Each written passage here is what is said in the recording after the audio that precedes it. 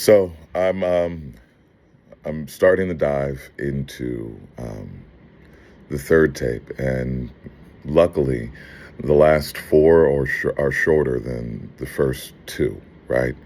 But there are a couple of things I just want to clarify in in my, I guess, coverage or recaps of this that I kind of lose in the emotions that listening to Sascha's saga stirs up, right?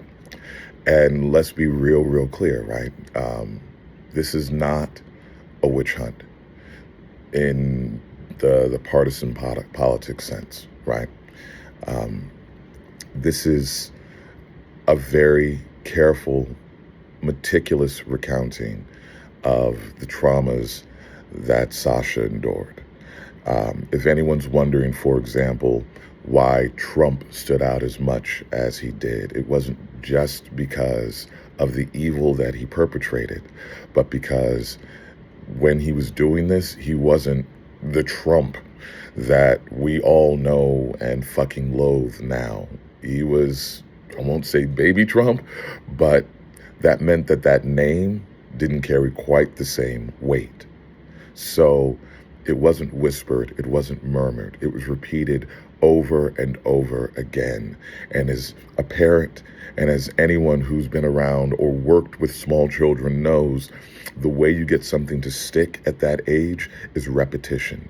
So think about how many times Sascha had to have heard Trump's name in context with these horrors for it to stick.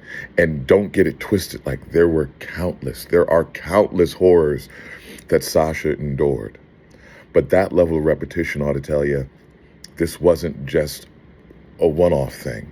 More importantly, Sascha is meticulous in not naming names willy-nilly. He's very careful to say that, for example, Clarence Thomas was there, but can't say with certainty what Clarence Thomas did. That Lindsey Graham was there, but can't say with certainty what Lindsey Graham did.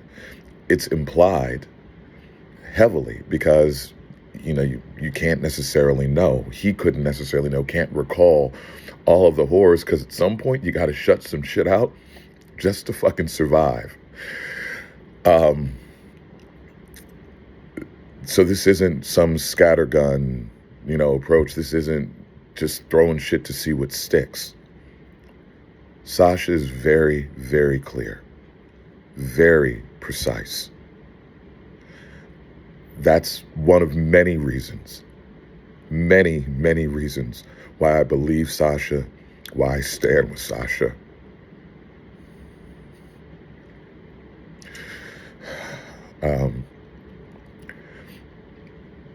I will say, with all honesty, that I slept a lot better not knowing that there was this level of evil permeating the world around us.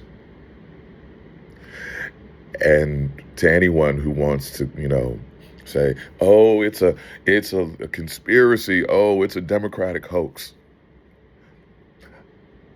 I don't just dare you to listen. I beg you. I fucking implore you. And if you can still wave that fucking Trump flag, rock the bumper stickers, proudly wear that hat, then you can absolutely get the fuck out of here. Because there is no way anyone whose soul has even a shred of decency left in them can stand behind this man and what he's capable of.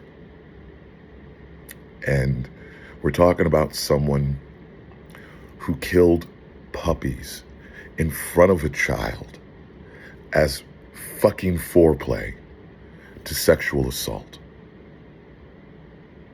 Please, let that sink in.